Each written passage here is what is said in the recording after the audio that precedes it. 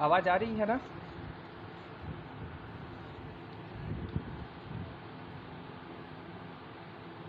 हाँ, चलिए फिर शुरू कर।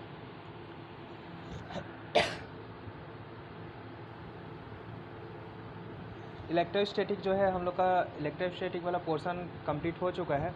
ठीक है, आज हम लोग देखेंगे motion of a charge particle. एक आवेशित कण जो है वो अलग अलग क्षेत्र में, इलेक्ट्रिक फील्ड में, मैग्नेटिक फील्ड में, या फिर इलेक्ट्रिक और मैग्नेटिक फील्ड दोनों हो तो उसमें किस तरह से गति करता है। ठीक है, आज उसके बारे में देखेंगे। इससे रिलेटेड जो है क्वेश्चन प्रीवियस ईयर में पूछ चुका है। ठीक है, तो सबसे पहला देखते हैं विद्युत क्षेत्र में किसी आवेशित कण की गति, motion of a charge particle in electric field. पहला, अब यहाँ पे भी दो केस हो सकते हैं। ठीक है, एक क्या होगा कि जो वेलोसिटी है और जो वेक्टर ई है दोनों पैरेलल हों, समांतर हों। ठीक है, तो पहला केस हम लोग का क्या है कि जब कण विद्युत क्षेत्र के समांतर गति कर रहा हो। ये हम लोग का इलेक्ट्रिक फील्ड का डायरेक्शन है। ठीक है, और ये जो है कण का क्या बोलना चाहिए, कण के वेलोसिटी का डायरेक्शन है। ठीक है, अगर हम लोग का कण का वेलोसिटी जो हमारा जो कण है वो इलेक्ट्रिक फील्ड के समांतर गति कर रहा है तो इस केस में क्या होगा, उस पर एक बल लगेगा। ठीक है, कूलाम बल लगेगा उस पर, और वो बल जो है किससे देते हैं हम लोग, Q इंटू ई, जहाँ पे ई जो है वो अप्लाइड इलेक्ट्रिक फील्ड है। और हम लोग न्यूटन के नियम से जानते हैं कि जो फोर्स होता है वो क्या होता है, मास इंटू एक्सेलरेशन, यानी कि त्वरण के जो है गुणनफल के बराबर होता है। ठीक है, तो क्यू ई इक्वल टू क्या हो जाएगा, एम ई वेक्टर ए हो जाएगा। ठीक है, जहाँ एम ई जो है वो मास ऑफ इलेक्ट्रॉन, यहाँ पे हम लोग ये माने हैं कि जो हम लोग का पार्टिकल है वो इलेक्ट्रॉन है। ठीक है, ये इलेक्ट्रॉन का चार्ज होगा क्यू जो लिखा है। तो यहाँ पे त्वरण इक्वल टू क्या हो जाएगा, वेक्टर ए इक्वल टू हो जाएगा क्यू ई बाई एम, यानी कि इलेक्ट्रिक फील्ड में पार्टिकल का त्वरण क्या होगा। अगर इलेक्ट्रिक फील्ड में हम लोग एक इलेक्ट्रॉन को रखते हैं तब उसका त्वरण क्या होगा, vector A equal to Q E M E हो जाएगा। ठीक है, उसका द्रव्यमान, ये जो है उसका त्वरण इलेक्ट्रिक फील्ड में रखने के बाद। यानी देखो सिंपल सी बात है, अगर यहाँ पे इलेक्ट्रॉन को हम लोग रखेंगे, इस पर नेगेटिव चार्ज होता है, तब क्या करेगा, ये जो पॉजिटिव प्लेट है इसको अट्रैक्ट करेगा, अपनी तरफ खींचेगा। ठीक है, जबकि ये जो नेगेटिव प्लेट है, ठीक है, इसमें नेगेटिव चार्ज है, इसमें भी नेगेटिव चार्ज है, तो ये इसको रिपल करेगा। तो ये एक लीनियर पाथ में, सीधी रेखा में जो है नेगेटिव प्लेट से पॉजिटिव प्लेट तक मोशन करेगा। ठीक है, और वो मोशन जो गति करेगा उसके लिए त्वरण क्या होगा, त्वरण जो है vector A equal to Q vector A by M E से दिया जाएगा। ठीक है, ये फॉर्मूला यहाँ से आया है। अगर इसको समाकलन करें, ठीक है, ए इक्वल टू क्या होता है, D V by D T होता है। टी के रेस्पेक्ट में समाकलन करेंगे तो हम लोग को वेलोसिटी मिल जाएगा। यानी ये जो पार्टिकल मोशन कर रहा है वी वेलोसिटी से, तब वो वी क्या होगा, इस फॉर्मूले से दिया जाएगा। वी इक्वल टू क्या हो जाएगा, Q vector E by M E T plus U zero. ठीक है, यू ज़ीरो कोई कांस्टेंट ले लिए हम लोग। उसके बाद आता है विस्थापन या डिस्प्लेसमेंट। डिस्प्लेसमेंट कैसे निकालेंगे, vector R equal to Q vector E by two M E T square plus U zero T plus क्या बोलते हैं हम लोग का वेक्टर आर ज़ीरो कोई कांस्टेंट है। ठीक है, तो ये उसके विस्थापन का समीकरण है। इम्पॉर्टेंट क्या है, पथ, ये आप लोग को याद रखना है कि अगर हम लोग का पार्टिकल का वेलोसिटी v और इलेक्ट्रिक फील्ड दोनों समांतर हों तब उसका जो पथ होगा वो क्या होगा, रैखिक होगा। लीनियर पथ पे पार्टिकल जो है वो मोशन करेगा, और इसके पथ से रिलेटेड क्वेश्चन पूछता है। ठीक है, कि अगर ये इस फील्ड में है तब इसका जो पथ है वो क्या होगा। ठीक है, किस पथ में ये मोशन करेगा, तो इसका जो पथ होगा वो क्या होगा, लीनियर पथ होगा। अब अगर कण जो है वो प्रारंभ में ज़ीरो वेलोसिटी पे है, ठीक है, तब भी जो है वो लीनियर मोशन ही करेगा, रैखिक पथ पर ही मोशन करेगा। क्यों, क्योंकि यहाँ पे फिर से इस पर बल लगेगा। ठीक है, अगर ये स्थिर भी है तब भी ये जो है इसको रिपल करेगा, ये जो प्लेट है अट्रैक्ट करेगा, तो ये सीधी रेखा में जो है रैखिक गति करेगा। ठीक है, और यहाँ पे इसका जो वेलोसिटी है, अगर वो v इक्वल टू ज़ीरो से शुरू करता है तब उसका जो वेलोसिटी है वो v equal to two Q V by M E से दिया जाएगा, जहाँ पे v क्या है, विभव है। ठीक है, v जो है वो पोटेंशियल है। तो ये हो गया हम लोग का जब क्या बोलते हैं उसका वेलोसिटी और इलेक्ट्रिक फील्ड क्या हो, समांतर हो, तब वो किस तरह मोशन करेगा, रैखिक मोशन करेगा। ठीक है, अगर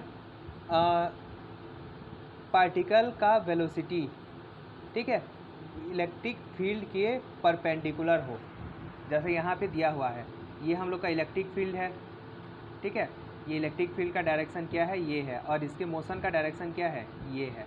ठीक है, दोनों एक दूसरे के क्या है, परपेंडिकुलर है। अगर ऐसा केस हो, अगर इस तरह का केस हो, तब उसके पथ का जो समीकरण, अब यहाँ पे जो है दो फोर्स लगेगा, अब यहाँ पे इस पर जो कूलाम फोर्स लगेगा वो इस डायरेक्शन में लगेगा। ठीक है, यहाँ पे ये अगर ये इलेक्ट्रॉन है तो ये प्लस चार्ज जो है इसको अट्रैक्ट करने की कोशिश करेगा, और ये नेगेटिव चार्ज रिपल करने की कोशिश करेगा, तो इसको इस पथ में जाना चाहिए था, लेकिन ये जो है किस पथ में जाएगा, ये जो है ये सीधा न जाकर इस पथ में जो है वो चला जाएगा। ठीक है,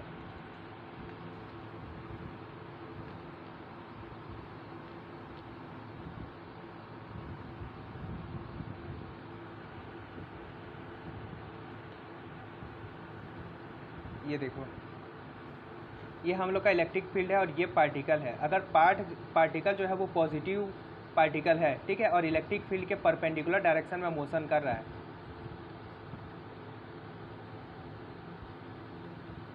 ये पार्टिकल जो है हम लोग का पॉजिटिव पार्टिकल है और इलेक्ट्रिक फील्ड के परपेंडिकुलर डायरेक्शन में मोशन कर रहा है, तब ये जो है इस तरह से रिफ्लेक्ट हो जाएगा। ठीक है, इस पर जो बल F लगेगा वो नीचे की तरफ लगेगा। ये पॉजिटिव पार्टिकल है तो नेगेटिव प्लेट अट्रैक्ट करेगा और पॉजिटिव प्लेट जो है इसको रिपल करेगा। ठीक है, तो ये जो है इस तरह से मोशन करेगा। अगर नेगेटिव पार्टिकल है तब ये क्या करेगा, ये जो है ऊपर की तरफ मोशन करेगा। ये नेगेटिव जो प्लेट है ये इसको रिपल करेगा और पॉजिटिव प्लेट जो है वो अट्रैक्ट करेगा। तो इसका जो पाथ होगा वो क्या होगा, पैराबोलिक पाथ होगा इसका। ठीक है, यहाँ पे ये पॉइंट जो है आप लोग याद रखेंगे। ये इक्वेशन है और ये क्या बोलते हैं, y जो है x के टर्म में, यहाँ पे हम लोग देख रहे हैं कि y जो है किसके प्रोपोर्शनल है, एक्स स्क्वायर के, और ये जो है एक परवलय का समीकरण होता है। ठीक है, तो इसका जो पाथ होगा वो क्या होगा, पैराबोलिक। ये इंपॉर्टेंट है, ये आप लोग को याद रखना है कि जब उसका वेलोसिटी, जब पार्टिकल का वेलोसिटी इलेक्ट्रिक फील्ड के परपेंडिकुलर हो, तब उसका जो पथ होता है वो परवलयाकार होता है। इन मैग्नेटिक फील्ड, चुंबकीय क्षेत्र में, ठीक है, अभी हम लोग किस में देख रहे थे, ये जो था इलेक्ट्रिक फील्ड में था पार्टिकल का मोशन। अभी हम लोग देखेंगे कि मैग्नेटिक फील्ड में, ठीक है, मैग्नेटिक फील्ड में जो पार्टिकल जो है वो किस तरह से मोशन करेगा। अगर पार्टिकल का वेलोसिटी इनिशियली क्या है, v0 है, यानी कि उसका प्रारंभिक वेग क्या है, 0 है, तब इस केस में जो कण है वो स्थिर रहेगा, अर्थात कण पर कोई भी बल नहीं लगेगा। मैग्नेटिक फील्ड के कारण जो बल लगेगा वो क्या हो जाएगा, 0 हो जाएगा। ठीक है, अगर हम लोग का मैग्नेटिक फील्ड है इस टाइप से और यहाँ पे एक चार्ज पार्टिकल रखा हुआ है, तब इस पर जो है कोई भी बल नहीं लगेगा। ठीक है, अगर ये इनिशियली क्या है, स्थिर है। जो मैग्नेटिक फोर्स है वो हमेशा मूविंग पार्टिकल पे ही लगता है। अगर पार्टिकल मोशन कर रहा है तभी उस पर जो है मैग्नेटिक फोर्स लगेगा, अदरवाइज मैग्नेटिक फोर्स नहीं लगेगा। ठीक है, ये याद रखेंगे कि अगर उसका इनिशियल वेलोसिटी क्या है, 0 है। ठीक है, यहाँ पे इलेक्ट्रिक फील्ड के केस में अगर इनिशियल वेलोसिटी 0 है फिर भी उस पर फोर्स लग रहा था, लेकिन इस केस में अगर इनिशियल वेलोसिटी 0 है तब उस पर फोर्स नहीं लगेगा। ठीक है, बहुत ही इंपॉर्टेंट पॉइंट है, याद रखेंगे। यदि कण का वेग v, अगर कण v वेग से गतिमान है, ठीक है, तब मैग्नेटिक फील्ड में एक गतिमान आवेशित कण पर जो बल लगता है इसे हम लोग बोलते हैं लॉरेंज बल। ठीक है, लॉरेंज बल बोलते हैं, और लॉरेंज बल का वैल्यू क्या होता है, Q vector v cross vector b होता है। ठीक है, लॉरेंज बल क्या होगा, vector v cross vector b होगा। देखो, ये मैग्नेटिक फील्ड में जो बल लगता है उसे हम लोग लॉरेंज बल बोलते हैं। ठीक है, जैसे इलेक्ट्रिक फील्ड में जो बल लगता है उसे कूलाम बल बोलते हैं, कूलाम के नियम से देते हैं। ठीक है, तो ये क्या बोलते हैं हम लोग का, जो मैग्नेटिक फील्ड के कारण जो बल लगता है उसे हम लोग लॉरेंज बल बोलते हैं। ठीक है, और ये जो है वेलोसिटी और मैग्नेटिक फील्ड का जो है वो क्रॉस प्रोडक्ट होता है। क्योंकि ये क्रॉस प्रोडक्ट है, अगर वेलोसिटी जो है वो मैग्नेटिक फील्ड के पैरेलल है, समांतर है, ठीक है। तब इस केस में क्या होगा, ये क्रॉस प्रोडक्ट में साइन थीटा आता है, ठीक है, और ये पैरेलल है यानी इसके बीच में एंगल क्या है, 0 है, ठीक है। इस केस में क्या हो जाएगा, इस पर कोई बल फिर से नहीं लगेगा और वो पार्टिकल जो है वो सीधी रेखा में मोशन करता रहेगा। मान लेते हैं ये हम लोग का क्या है, मैग्नेटिक फील्ड वेक्टर बी है। अब पार्टिकल जो है भी वेलोसिटी से इस टाइप से यहाँ से मोशन कर रहा है, तब ये क्या करेगा, बिना डिफ्लेक्ट हुए सीधा निकल जाएगा, ठीक है। इसके वेलोसिटी में भी कोई चेंज नहीं होगा, इसके डायरेक्शन में भी कोई चेंज नहीं होगा और ये सीधा निकल जाएगा, ठीक है। मैग्नेटिक फील्ड के समांतर सीधा निकल जाएगा, इस पर भी कोई बल जो है वो कार्य नहीं करेगा, ठीक है। अर्थात इस पर कोई बल नहीं लगेगा, यह अपनी प्रारंभिक वेग से रैखिक गति करता रहेगा। इसमें भी जो गति होगा वो क्या होगा, रैखिक होगा, ये याद रखेंगे। लीनियर, इसमें भी जो गति हो पथ होगा वो क्या होगा, लीनियर होगा। अगर हम लोग पार्टिकल का जो वेलोसिटी है वो मैग्नेटिक फील्ड के परपेंडिकुलर है, ठीक है, इस केस में क्या होगा, इस पर जो है एक लॉरेंज बल लगेगा, किस मैग्नीट्यूड का, क्यू वी बी, ठीक है। यहाँ पे साइन थीटा 90 डिग्री हो जाएगा यानी साइन 91 हो जाएगा। तो हम लोग को जो लॉरेंज बल है वो क्या हो जाएगा, क्यू वी बी हो जाएगा। इसका जो पथ है वो क्या हो जाएगा, वृत्ताकार हो जाएगा। ये मोस्ट इम्पॉर्टेंट याद रखेंगे कि अगर मैग्नेटिक फील्ड के परपेंडिकुलर डायरेक्शन में भी वेलोसिटी से पार्टिकल प्रवेश करता है, ठीक है, तब ये क्या करने लगेगा, वृत्तीय गति करने लगेगा, ठीक है।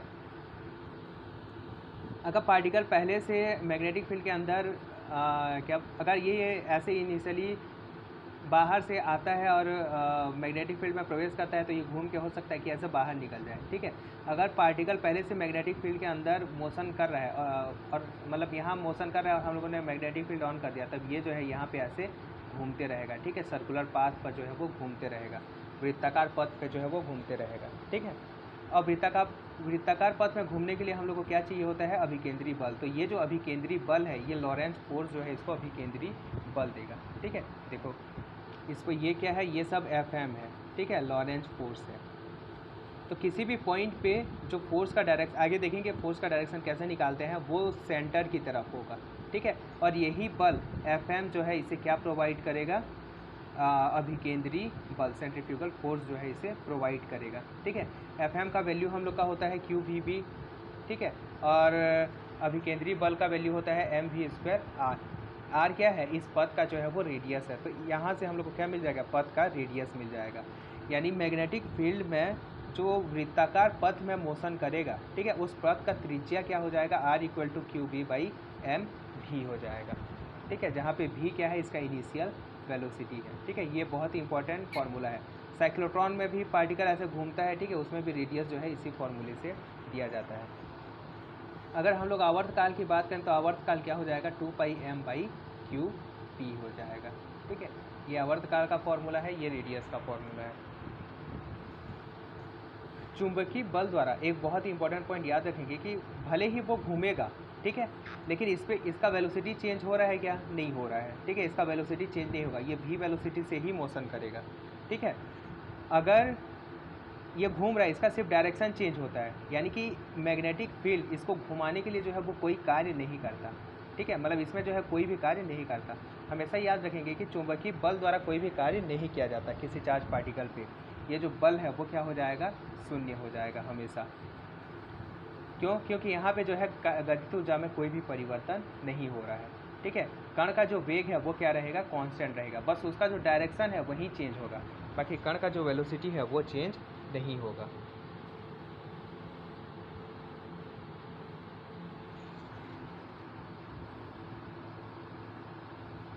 इसके बाद थर्ड केस देखते हैं।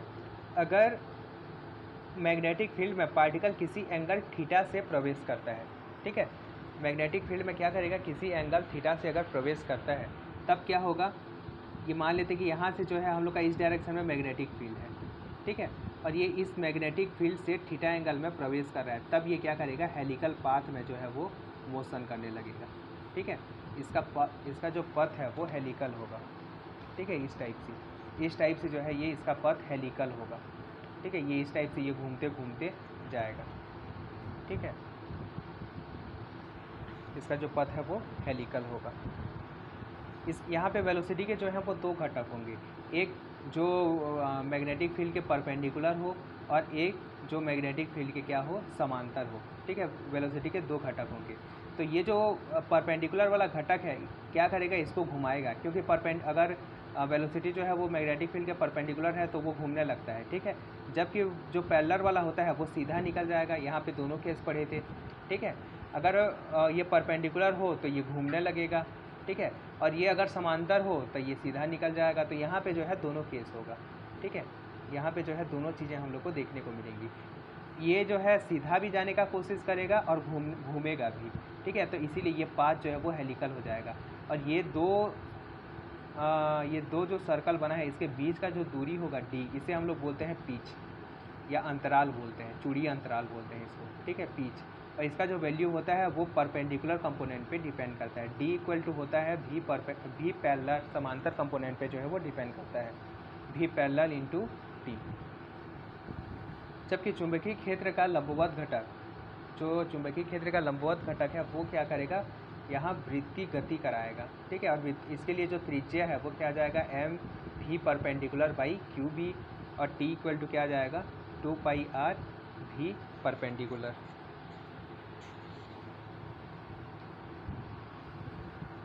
दोनों घटकों के कारण जो पथ है वो क्या हो जाएगा, सर्पिलाकार या हेलिक्स हो जाएगा। ठीक है, इस पथ को हम लोग बोलते हैं हेलिक्स या सर्पिलाकार। ये याद रखेंगे कि अगर वो थीटा एंगल पे प्रवेश करता है, ठीक है, तब उसका पथ जो है वो क्या हो जाएगा, हेलिक्स हो जाएगा। मैग्नेटिक फील्ड में क्या बोलते हैं, थीटा एंगल से अगर पार्टिकल प्रवेश करता है तब उसका जो पथ है वो हेलिक्स हो जाएगा, सर्पिलाकार हो जाएगा। उसके बाद motion of a charge particle under E और बी, अगर इलेक्ट्रिक फील्ड और मैग्नेटिक फील्ड दोनों हों, ठीक है, तब पार्टिकल जो है किस तरह से मोशन करेगा। अगर इलेक्ट्रिक फील्ड और मैग्नेटिक फील्ड दोनों क्या हो, परपेंडिकुलर हो एक दूसरे के, ठीक है, चुंबकीय क्षेत्र और विद्युत क्षेत्र जो है वो एक दूसरे के लंबवत हो, तब इस केस में क्या होगा, अगर हमारे यहाँ पे चार्ज पार्टिकल रखा हुआ है, ठीक है, तब इस पर, क्योंकि ये स्थिर है तब इस पर कोई भी बल कार्य नहीं करेगा। लेकिन स्थिर होने के बावजूद अगर इलेक्ट्रिक फील्ड है तब ये इलेक्ट्रिक फील्ड जो है इस पर ऊपर की तरफ एक बल लगाएगा और इसका जो है मोशन शुरू हो जाएगा। और जैसे ही इसमें वेलोसिटी आएगा इस पर जो है ये बल भी लगने लगेगा। तो ये यहाँ पे दोनों बल लगेगा। ठीक है, इलेक्ट्रिक फोर्स भी लगेगा, मैग्नेटिक फोर्स भी लगेगा। जब कण स्थिर है तब ई जो है इसको त्वरित करेगा।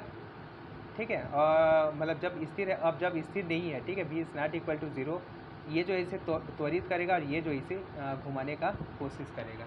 ठीक है, तो इस केस में आप लोग बस इतना याद रखिए कि जो पथ होता है वो साइक्लोइड होता है। ठीक है, चक्रज होता है। इस केस में पथ क्या होगा, साइक्लोइड होगा। ठीक है, पथ का नाम याद रखेंगे, साइक्लोइड होगा। ये जो है इस टाइप से जो पथ का ये अनुसरण करेगा। ठीक है, किस केस में, अगर मैग्नेटिक फील्ड और ये क्या बोलते हैं हम लोग का, इलेक्ट्रिक फील्ड परपेंडिकुलर हो और कण जो है वो 0 से गति करना शुरू करे, ठीक है, तब इसका जो पथ है वो क्या होगा, साइक्लोइड होगा। ठीक है, अगर पार्टिकल पहले से गति कर रहा है और वो क्या बोलते हैं, इलेक्ट्रिक फील्ड के भी परपेंडिकुलर है और मैग्नेटिक फील्ड के भी परपेंडिकुलर है। ठीक है, ये देखो, अगर पार्टिकल स्थिर है तब ये जो है इस टाइप से मोशन करेगा। ठीक है, ये जो ब्लू डॉट दिख रहा है ये हम लोग का मैग्नेटिक फील्ड है और ये ऊपर की तरफ जो है वो क्या बोलते हैं, इलेक्ट्रिक फील्ड है, तब इस टाइप से ये मोशन करेगा। ठीक है, अगर पार्टिकल जो है वो पहले से मोशन कर रहा है, ठीक है, वो इसका पहले से कोई भी डायरेक्शन में जो है मोशन है, परपेंडिकुलर डायरेक्शन में, और ये ऊपर की तरफ हम लोग का जो है इलेक्ट्रिक फील्ड है और इस साइड जो है वो मैग्नेटिक फील्ड है, तब ये क्या करेगा, ये हेलिकल पाथ में ऐसे मोशन करने लगेगा। ठीक है, हेलिकल पाथ में इसका मोशन होगा।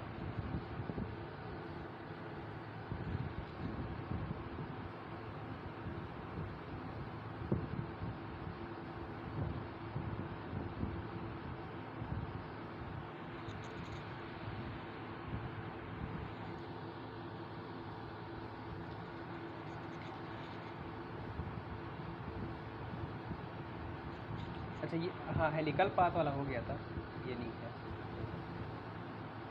ये वाला केस है। ठीक है, अगर इस टाइप से है, अगर वेलोसिटी जो है वो परपेंडिकुलर है इलेक्ट्रिक फील्ड के भी और मैग्नेटिक फील्ड के भी, ठीक है, और इलेक्ट्रिक फील्ड और मैग्नेटिक फील्ड भी एक दूसरे के परपेंडिकुलर हैं, तब इस केस में पार्टिकल का जो पथ होगा वो परवलय होगा, ठीक है, परवलय टाइप का होगा। और ये परवलय कैसा बनेगा ये जो है इसके मैग्नीट्यूड पे डिपेंड करता है, ठीक है। इसमें 3 केस हैं। यहाँ पे जो है देखो, ये जो पार्टिकल है यहाँ पे ये जो इलेक्ट्रिक फील्ड है ऊपर की तरफ इस पर इलेक्ट्रिक फील्ड लगेगा और नीचे की तरफ जो है इस पर मैग्नेटिक फील्ड लगेगा, यानी कि यहाँ पे चार्ज पार्टिकल पे 2 बल लगेगा, एक नीचे की तरफ और एक ऊपर की तरफ, ठीक है। अगर इलेक्ट्रिक फील्ड ज़्यादा होता है, ठीक है, इलेक्ट्रिक फील्ड ज़्यादा होता है तो पार्टिकल जो है ऊपर की तरफ मोशन करेगा। अगर मैग्नेटिक फील्ड ज़्यादा होता है तो पार्टिकल जो है वो नीचे की तरफ मोशन करेगा, ठीक है। देखो अगर क्या बोलते हैं, यहाँ पे हम लोग नेगेटिव पार्टिकल लिए हैं इसीलिए ये बल जो है वो उल्टा लगा है, ठीक है। तो ये जो भी बल ज़्यादा होगा, ठीक है, इस पे जो है वो डिपेंड करेगा। जैसे अगर FE इलेक्ट्रिक फील्ड जो है वो ज़्यादा है किससे, मैग्नेटिक फील्ड से, तब पार्टिकल जो है वो डाउनवर्ड पैराबोला बनेगा, ठीक है। अगर पार्टिकल इलेक्ट्रिक फील्ड जो है वो ज़्यादा है किससे, मैग्नेटिक फील्ड से, तब पार्टिकल जो है वो अपवार्ड क्या बोलते हैं पैराबोला बनेगा। और अगर दोनों इक्वल हैं, इलेक्ट्रिक फील्ड और मैग्नेटिक फील्ड दोनों इक्वल हैं, तब इस केस में क्या होगा, पार्टिकल जो है वो स्ट्रेट लाइन में मोशन करेगा, ठीक है, स्ट्रेट लाइन में मोशन करेगा। ये जो है बिना डिफ्रैक्ट हुए सीधी रेखा में जो है मोशन करेगा, ठीक है। तो ये था हम लोग का motion of a charge particle in field, ठीक है। अलग अलग फील्ड में, इलेक्ट्रिक फील्ड में किस तरह से मोशन करेगा, मैग्नेटिक फील्ड में किस तरह से मोशन करेगा, ठीक है। इसके बाद नेक्स्ट हम लोग देखेंगे मैग्नेटोस्टैटिक।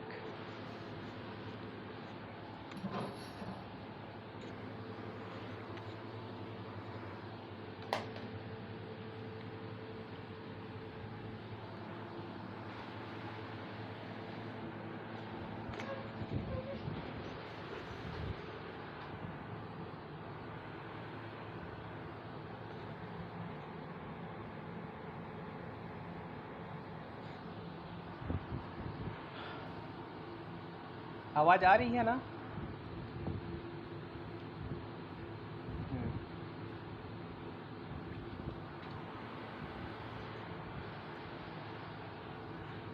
इसके बाद देखते हैं मैग्नेटोस्टैटिक, ठीक है। मैग्नेटोस्टैटिक मतलब जहाँ पे क्या बोलते हैं करंट पार्टिकल जो है वो मोशन करे, ठीक है, चार्ज पार्टिकल क्या करे, मोशन करे। और जब चार्ज पार्टिकल मोशन करता है तब क्या होता है, करंट जो है वो जनरेट होता है, ठीक है। इलेक्ट्रॉन मोशन करता है तब करंट जनरेट होता है, ऐसे ही कोई भी चार्ज पार्टिकल जब मोशन करता है तब इसमें क्या होता है, करंट जनरेट होता है। तो ऐसा यहाँ पे मैग्नेटोस्टैटिक में हम उन चीज़ों के बारे में स्टडी करेंगे जहाँ या तो चार्ज पार्टिकल क्या करेगा, मोशन करेगा, या फिर करंट जो है फ्लो होगा, ठीक है। ये 2 चीज़ों के बारे में स्टडी करते हैं हम लोग मैग्नेटोस्टैटिक में। गतिमान आवेश पर चुंबकीय क्षेत्र में बल, ठीक है। चुंबकीय क्षेत्र को सबसे पहले तो हम लोग निम्न तरह से उत्पन्न कर सकते हैं। चुंबकीय क्षेत्र हम लोग को किस तरह से मिल सकता है, तो सबसे पहले तो चुंबक द्वारा, ठीक है, जो चुंबक होते हैं उनके द्वारा हम लोग को चुंबकीय क्षेत्र मिलता है। अगर एक आवेश क्या करे, गति करे, तब भी जो है ये चुंबकीय क्षेत्र जनरेट करता है, ठीक है। अगर कोई आवेश मोशन कर रहा है, ठीक है, गति कर रहा है, तब भी ये क्या करेगा, मैग्नेटिक फील्ड जनरेट करेगा। अगर किसी धारावाही चालक में जो है धारा प्रवाहित हो रही है,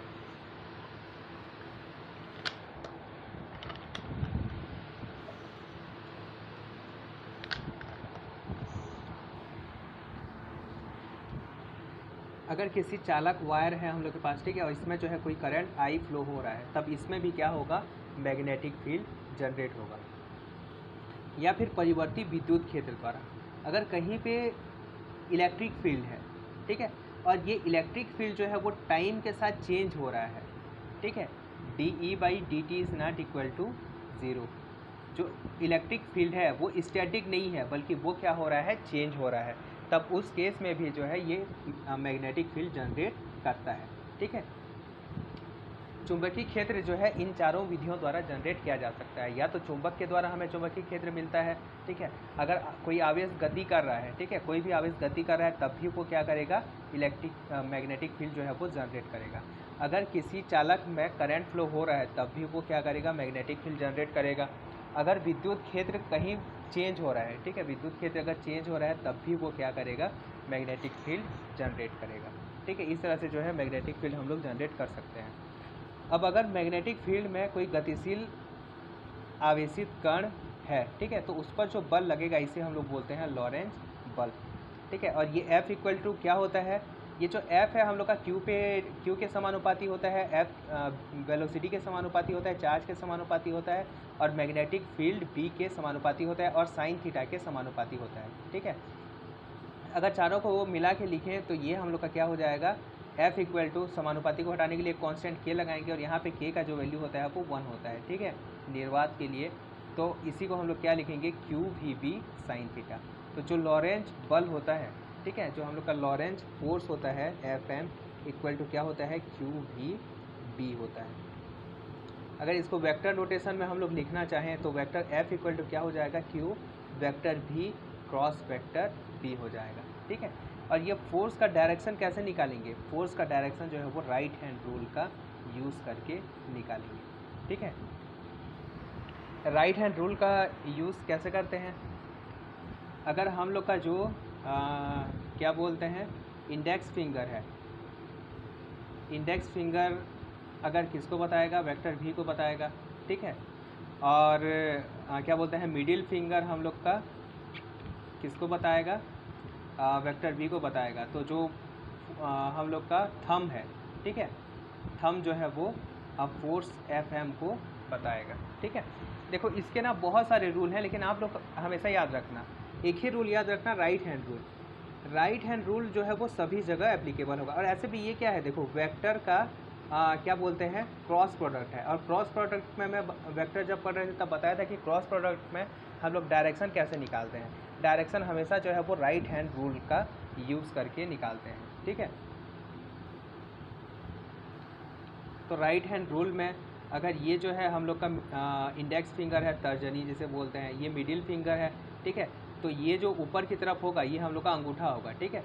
अगर इधर हम लोग का पार्टिकल का वेलोसिटी है, यहाँ पे मैग्नेटिक फील्ड है, तो ये जो है हम लोग का FM का डायरेक्शन होगा, ठीक है।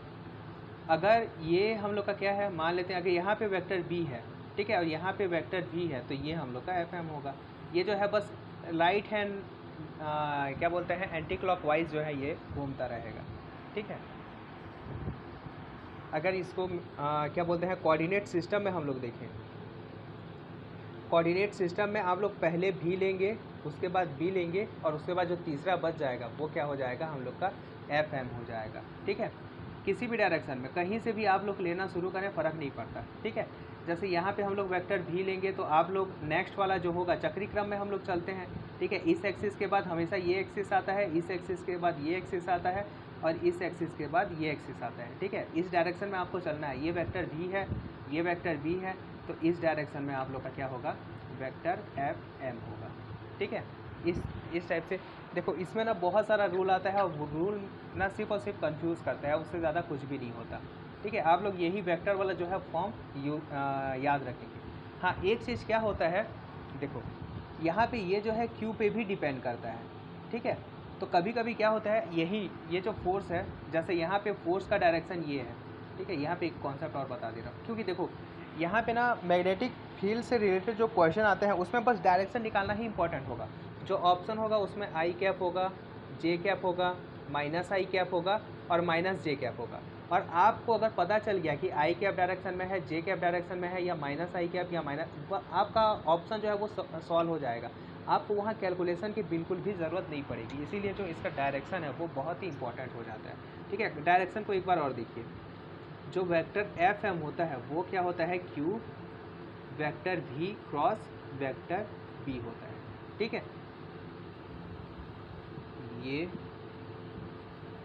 ये हम लोग का X एक्सिस है, ये Y एक्सिस है, और ये क्या है, Z एक्सिस है। अब मान लेते हैं कि Z एक्सिस के अलॉन्ग जो है वो पार्टिकल मोशन कर रहा है, ठीक है। X एक्सिस के अलॉन्ग जो है मैग्नेटिक फील्ड है, तब उस पर जो बल लगेगा वो जो तीसरा एक्सिस बच जाएगा, Z X के बाद क्या आएगा, Y आएगा। तो यहाँ इस डायरेक्शन में जो है हम लोग का फोर्स लगेगा। किस केस में, अगर ये पार्टिकल जो है वो पॉजिटिव है, यहाँ पे Q भी है ना, तो ये Q के मैग्नीट्यूड पे भी डिपेंड करेगा। अगर Q जो है वो पॉजिटिव पार्टिकल है तब बल जो है वो इसी डायरेक्शन में लगेगा, वाई कैप डायरेक्शन में लगेगा या जे कैप डायरेक्शन में लगेगा। लेकिन अगर पार्टिकल नेगेटिव है तब यहाँ पे माइनस साइन आ जाएगा, तब जो है इसका डायरेक्शन चेंज हो जाएगा। ठीक है, ये जो है माइनस वाई कैप डायरेक्शन में लगेगा। इससे रिलेटेड क्वेश्चन प्रैक्टिस करेंगे ना तब ये समझ में आएगा। लेकिन आप लोग को बस ये याद रखना है, इसके सीधा सीधा जब एफ एम का अगर आप लोग को डायरेक्शन निकालना होगा तो वेक्टर भी क्रॉस वेक्टर बी का डायरेक्शन निकाल लीजिएगा। वेक्टर बी जो बचेगा वो हम लोग का एफ का डायरेक्शन होगा। उसके बाद चार्ज देखिए, चार्ज क्या होता है, चार्ज अगर पॉजिटिव है तो सीधे डायरेक्शन में होगा, जिस डायरेक्शन में निकाले हैं उसी डायरेक्शन में होगा। ठीक है, और अगर चार्ज नेगेटिव है तो उसके अपोजिट डायरेक्शन में होगा। बस ये दो कॉन्सेप्ट जो है आप लोग को याद रखना है। ठीक है, और बहुत ही इंपॉर्टेंट है मैग्नेटिक फील्ड, मैग्नेटोस्टैटिक जो है इसमें आप लोग को लॉरेंस फोर्स निकालना पड़ेगा, मैग्नेटिक फील्ड का डायरेक्शन निकालना पड़ेगा, और सभी जो है आप लोग को राइट हैंड रूल का यूज़ करके ही निकालना है। ठीक है, बाकी कोई भी रूल, जितना ज़्यादा रूल पढ़ेंगे उतना ज़्यादा, देखो इसमें क्या होता है कि फ्लेमिंग के दाएं हाथ का नियम बाएं हाथ का नियम आता है। दाएं हाथ का नियम जो आता है वो पॉजिटिव पार्टिकल के लिए आता है, दाएं हाथ का नियम जो आता है वो नेगेटिव पार्टिकल के लिए आता है। ठीक है, तो ये जो है बहुत लंबा चौड़ा हो जाता है। ठीक है, आप एक ही चीज़ याद रखेंगे, वेक्टर v क्रॉस b के डायरेक्शन में होगा। ठीक है, पॉजिटिव डायरेक्शन में होगा कि नेगेटिव डायरेक्शन में होगा, ये हम लोग को ये चार्ज बताएगा। ठीक है, ये दो चीज़ों से जो है आप लोग डायरेक्शन फाइंड आउट कर सकते हैं।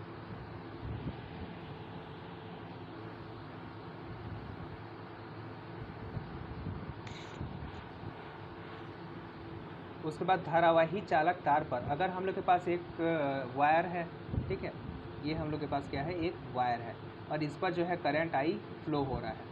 ठीक है, वेक्टर एल जो है इसका लंबाई के अनुदिश जो है सदिश है इसका। ठीक है, अब हम लोग को क्या करना है कि किसी पॉइंट P पर जो कि थीटा एंगल से है, ठीक है, इसके ये वायर से जो है थीटा एंगल बनाता है, इस पर जो है फोर्स कैलकुलेट करना है। ठीक है, जो लॉरेंस फोर्स है वो कितना होगा ये कैलकुलेट करना है। ठीक है, तो कैसे कैलकुलेट करेंगे, इस केस में जो हम लोग का फोर्स होता है एफ, ये यहाँ पे जो करंट आई बह रहा है, ठीक है, इसके समानुपाती होता है। जो मैग्नेटिक फील्ड इसके कारण जनरेट हुआ है उसके समानुपाती होता है। ठीक है, या सॉरी, जो मैग्नेटिक फील्ड है यहाँ पे मैग्नेटिक फील्ड भी लगेगा इस पर। ठीक है, ये मैग्नेटिक फील्ड यहाँ पहले से है। ठीक है, इस डायरेक्शन में जो है ये मैग्नेटिक फील्ड है हम लोग का पहले से, और यहाँ पे हम लोग एक धारावाही चालक तार को क्या करें हैं, रखे हैं, तो इस पर क्या बल लगेगा ये हम लोग को कैलकुलेट करना है। ठीक है, तब ये जो मैग्नेटिक फील्ड वेक्टर बी है इसके समानुपाती होगा बल, और इसका जो लंबाई है इसके समानुपाती होगा। ठीक है, और ये जो थीटा की ज्या यानी कि साइन थीटा के समानुपाती होगा। ठीक है, तो फिर से जो हम लोग का बल है वो क्या आ जाएगा, I B L sine theta. वो जो था इससे पहले जो हम लोग क्यू वाला निकाले थे ये क्या था, आवेशित पार्टिकल के लिए था। ठीक है, एक चार्ज पार्टिकल के लिए था जो मोशन कर रहा है। ठीक है, यहाँ पे हम लोग जो मैग्नेटिक फोर्स निकाल रहे हैं वो एक धारावाही चालक तार के कारण है, और धारावाही चालक तार के कारण इन चीज़ों पे जो है वो डिपेंड करेगा। यानी जो हम लोग का एफ है, ठीक है, ये क्या हो जाएगा, I B L sine theta. Sine theta को हम लोग क्रॉस के टर्म में लिख सकते हैं, तो ये क्या आ जाएगा, vector I vector L cross vector B आ जाएगा। ठीक है, सेम यहाँ पे फिर से क्रॉस प्रोडक्ट है, डायरेक्शन आपको कैसे निकालना है, राइट हैंड रूल का यूज़ करके निकालना है। ठीक है,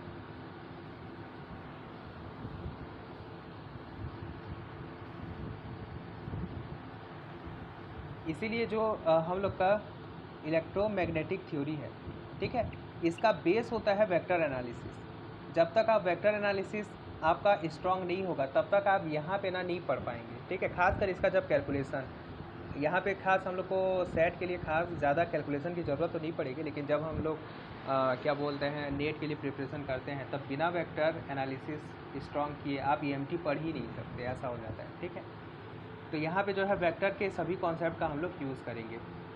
यहाँ पे फिर से देखो, अगर यहाँ पे क्योंकि क्रॉस प्रोडक्ट है और दोनों एक दूसरे के क्या है, परपेंडिकुलर है, तब साइन थीटा का वैल्यू 1 आ जाएगा, यानी बल जो है वो आई बी एल आ जाएगा। लेकिन अगर वेक्टर एल मतलब वो जो धारावाही तार है वो मैग्नेटिक फील्ड के समांतर अगर रखा हुआ है, ठीक है, चुंबकीय क्षेत्र के समांतर रखा हुआ है, तब उस पर कोई बल नहीं लगेगा। क्यों, क्योंकि थीटा का वैल्यू 0 हो जाएगा, और साइन 0 का वैल्यू 0 होता है तो उस पर कोई भी बल नहीं लगेगा। ठीक है, ये सब पॉइंट ना इंपॉर्टेंट होते हैं कि कब बल लगेगा कब बल नहीं लगेगा। अगर किसी छोटे से लेंथ एलिमेंट के कारण बल देखें तो ये क्या हो जाएगा, I D L cross vector D B हो जाएगा। ठीक है, क्षेत्रीय करंट डेंसिटी क्या बोलते हैं, क्षेत्रीय धारा घनत्व, सरफेस करंट डेंसिटी, जिसे हम लोग क्या इससे यहाँ किससे रिप्रेजेंट करते हैं, वेक्टर के से रिप्रेजेंट करते हैं। ये क्या होता है, सिग्मा। जैसे हम लोग के पास एक आवेशित चालक है, ठीक है, जिसका आवेश घनत्व क्या है, चालक समतल है, इसका आवेश घनत्व सिग्मा है। अगर ये भी वेलोसिटी से मोशन कर रहा है, ठीक है, तब इसका जो करंट डेंसिटी होगा, लेंथ के ये लंबाई के अनुदिश, ठीक है, इसे हम लोग क्या बोलेंगे, सरफेस करंट डेंसिटी बोलेंगे। ठीक है, हाँ ये रो नहीं है, ये सिग्मा है बस। हाँ नहीं, ये सिग्मा वेक्टर भी है। ठीक है, ये सिग्मा करंट डेंसिटी है और भी वेलोसिटी से मोशन कर रहा है, तो ये सिग्मा भी इक्वल टू क्या आ जाएगा, D I by D L perpendicular, मतलब जो भी मोशन है उसके परपेंडिकुलर डायरेक्शन में लेंथ एलिमेंट के रेस्पेक्ट में इसको करंट आई को अगर अवकलन कर देंगे, ठीक है, तब हम लोग को ये मिल जाएगा सरफेस करंट डेंसिटी। और इसके कारण जो लॉरेंज फोर्स होगा वो क्या होगा, vector K cross vector B D S. ठीक है, integration of vector K cross vector B D S. Volume current density क्या होता है, अगर हम लोग के पास एक आयतन अवयव है, यहाँ पे जो है रो क्या है, इसका आवेश घनत्व है। ठीक है, और ये क्या कर रहा है, भी वेलोसिटी से मोशन कर रहा है, तब जो सरफेस करंट जो वॉल्यूम करंट डेंसिटी है, या फिर इसे ओनली करंट डेंसिटी भी बोला जाता है। ठीक है, सिर्फ करंट डेंसिटी लिखा होगा तो इसका मतलब है वॉल्यूम करंट डेंसिटी जे, और इसका जो वैल्यू है वो क्या आ जाएगा, रो वेक्टर भी equal to D I by D A perpendicular. ठीक है, ये वैल्यू आ जाएगा। ये जो है वो धारा के लंबवत क्षेत्रफल है, इसके कारण जो लगने वाला बल है वो क्या हो जाएगा, vector J cross vector B d tau हो जाएगा। ठीक है, इसके बाद आता है मैग्नेटिक फील्ड। मैग्नेटिक फील्ड क्या होता है, मैग्नेटिक फील्ड का डेफिनेशन हम लोग लॉरेंज फोर्स से देते हैं। ठीक है, अगर एक धारावाही चालक तार पर लगने वाला बल, यहाँ पे F इक्वल टू क्या होता है, आई बी एल होता है। ठीक है, तो B इक्वल टू क्या हो जाएगा, F M by I L हो जाएगा। अगर यहाँ I का वैल्यू 1 है, L का वैल्यू 1 है, तब B जो है वो एफ एम के बराबर हो जाएगा। इसको स्टेटमेंट में कैसे लिखेंगे, देखो व्यापक में इस टाइप के क्वेश्चन पूछता है। ठीक है, किसी स्थान पर चुंबकीय क्षेत्र की तीव्रता, किसी स्थान पर जो चुंबकीय क्षेत्र की तीव्रता होगा, ठीक है, चुंबकीय क्षेत्र की किसी स्थान पर चुंबकीय क्षेत्र की तीव्रता क्षेत्र की दिशा के लंबवत, ठीक है, क्षेत्र की दिशा के लंबवत रखे धारावाही चालक जो कि 1 मीटर का है, ठीक है, ऋजुरेखी चालक में 1 एम्पियर धारा बहाने पर चालक पर लगने वाले बल के बराबर होता है। ठीक है, इसका मतलब समझो, ये हम लोग का मान लेते हैं कि मैग्नेटिक फील्ड है, और इसके ठीक परपेंडिकुलर में हम लोगों ने 1 मीटर लंबाई का एक चालक तार जो है वो रखा हुआ है, और इसमें 1 एम्पियर करंट जो है वो फ्लो हो रहा है। ठीक है, तब इस पर जो बल लगेगा एफ एम, ठीक है, वही जो है मैग्नेटिक फील्ड होता है। ठीक है, इसी को हम लोग क्या बोलते हैं, मैग्नेटिक फील्ड बोलते हैं। इसका जो मात्रक होता है, देखो इसका मात्रक इंपॉर्टेंट है। ठीक है, जो मैग्नेटिक फील्ड वेक्टर बी होता है, इसका जो एसआई मात्रक होना चाहिए वो होता है न्यूटन पर एम्पियर पर मीटर होता है। ठीक है, इसे टेस्ला से भी रिप्रेजेंट करते हैं, वेबर पर मीटर स्क्वायर से भी रिप्रेजेंट करते हैं। वेबर हम लोग का किसका मात्रक होता है, फाई का, जो मैग्नेटिक फ्लक्स होता है उसका मात्रक होता है वेबर, तो वेबर पर मीटर स्क्वायर से भी इसको रिप्रेजेंट करते हैं। ठीक है, गॉस, ये इसका सीजीएस मात्रक है, गॉस और ऑरेस्टेट। ठीक है, तो ये सब मात्रक से जो है वो मैग्नेटिक फील्ड को हम लोग रिप्रेजेंट करते हैं। बाकी आपको जो याद रखना है वो है टेस्ला के टर्म में दिया होगा, ठीक है, या वेबर पर मीटर स्क्वायर के टर्म में दिया होगा। Most of the case Tesla के टर्म में ही दिया हुआ होगा मैग्नेटिक फील्ड, और कभी कभी जो है वेबर पर मीटर के स्क्वायर में दिया होता है, कभी कभी ऐसा ही मात्रक के भी टर्म में दे देता है। ठीक है, तो ये जो मात्रक है ना, ये आप लोग याद रखेंगे। चुंबकीय क्षेत्र में धारा लूप पर बल आघूर्ण, देखो अब क्या करते हैं हम लोग, एक मैग्नेटिक फील्ड, हम लोग के पास मैग्नेटिक फील्ड क्या है, वेक्टर बी। अब यहाँ पे हम लोग क्या करते हैं, एक धारावाही लूप को रख देते हैं। ठीक है, लूप आयताकार लूप है, ठीक है, इस लूप को यहाँ पे रख देंगे। अब देखो यहाँ पे जो है बल किस टाइप से लगेगा, यहाँ पे जो करंट का डायरेक्शन है नीचे है, यहाँ पे करंट का डायरेक्शन ऊपर है, ठीक है। यहाँ पे इस साइड है, यहाँ पे इस साइड है। क्योंकि ये जो है ये मैग्नेटिक फील्ड के समांतर है, तब इस पर कोई भी बल नहीं लगेगा, इस पर बल 0 हो जाएगा। ये भी मैग्नेटिक फील्ड के समांतर है, इस पर भी कोई बल नहीं लगेगा, 0 हो जाएगा। इस पर बल लगेगा और इस पर बल लगेगा, ठीक है। अब बल का डायरेक्शन कैसे निकालेंगे? ये हम लोग का करंट का डायरेक्शन वेक्टर एल नीचे है, ठीक है। जैसे यहाँ पे किस में ले लें, कोऑर्डिनेट्स, ये कोऑर्डिनेट सिस्टम में ले लेते हैं, ठीक है। इसके लिए निकालते हैं, ठीक है, इस साइड के लिए निकालते हैं। यहाँ पे क्या है, करंट जो है हम लोग का जेड डायरेक्शन में है, ठीक है। और जो मैग्नेटिक फील्ड है वो किस डायरेक्शन में है, इस डायरेक्शन में है। और हम लोग को क्या लेना है, आई क्रॉस ये जो करंट है, ठीक है, इसका क्रॉस प्रोडक्ट लेना है वेक्टर बी के साथ। तो जेड क्रॉस वाई क्या होता है, Z cap cross Y cap क्या आता है हम लोग का, माइनस एक्स, हाँ माइनस एक्स कैप आता है, ठीक है। तब यहाँ पे जो टाउ का बल आघूर्ण का जो डायरेक्शन है वो इस डायरेक्शन में आ जाएगा, ठीक है। बस ऐसे ही आपको क्या करना है, ये क्रॉस प्रोडक्ट अगर आप लोग को पता है, देखो Y cap cross Z cap plus X होता है, तो Z cap cross Y cap क्या हो जाएगा, माइनस एक्स हो जाएगा। अगर ये आप लोग को पता है, ठीक है, तब आप लोग डायरेक्शन जो है वो बहुत ही आसानी से निकाल सकते हैं। तो इस डायरेक्शन में जो है इस पर बल लगेगा, यानी कि इस पर जो बल लगेगा वो इस डायरेक्शन में लगेगा, जबकि इस पर जो बल लगेगा इस डायरेक्शन में, दोनों क्योंकि यहाँ पे करंट का डायरेक्शन उल्टा हो गया, ठीक है। तब दोनों में जो बल लगेगा वो अपोजिट डायरेक्शन में लगेगा। और जब भी दो बराबर और अपोजिट बल लगते हैं तब उसे हम लोग क्या बोलते हैं, बल आघूर्ण बोलते हैं, ठीक है, टॉर्क बोलते हैं। तो यहाँ पे भी क्या लगेगा, एक आयताकार लूप पे जो है वो टॉर्क लगेगा, बल आघूर्ण लगेगा, ठीक है। और ये जो बल आघूर्ण है वो किससे दिया जाएगा, 2BL B sin थीटा से, ठीक है, दोनों के बीच की दूरी से, ठीक है। और यहाँ पे टाउ का जो वैल्यू है वो क्या हो जाएगा, tau equal to I A cross B, ठीक है। जहाँ पे ए जो है ये दूरी है, ये वाला जो दूरी है वो हम लोग का ए है, ठीक है। तो ए क्रॉस बी हो जाएगा। अगर n फेरे हैं, ठीक है, इस लूप में अगर n फेरे हैं तो n I vector A cross vector B हो जाएगा, ठीक है। ये है हम लोग का टॉर्क। इसके बाद वृत्ताकार लूप के कारण, वृत्ताकार लूप के अच्छा ये ए जो है वो एरिया है, सॉरी ये जो ए है ना ये पूरा एरिया है, ये बी बस इसका चौड़ाई है, ठीक है। बाकी ये जो ए है ना इसका एरिया है, स्मॉल ए जो है ये एरिया है। वेक्टर ए इक्वल टू यहाँ पे क्या हो जाएगा, इसका जो लंबाई एल लिए है ना, एल और बी हो जाएगा, ठीक है। ए इक्वल टू यहाँ पे ए, अगर नहीं लिखा रहूँगा ना तो लिख लेना, ये जो ए है ना वो एरिया है, ठीक है। और ए इक्वल टू यहाँ पे एल बी हो जाएगा। और इस केस में ए इक्वल टू क्या हो जाएगा, पाई आर स्क्वायर हो जाएगा, ठीक है। वृत्ताकार लूप के लिए जो क्षेत्रफल है वो क्या आ जाएगा, पाई आर स्क्वायर। यहाँ पे ए की जगह पाई आर स्क्वायर रख देंगे तो वृत्ताकार लूप के लिए जो है टॉर्क हम लोग को मिल जाएगा। अब एक बहुत ही इंपॉर्टेंट कॉन्सेप्ट आता है मैग्नेटिक डाइपोल और डाइपोल मोमेंट।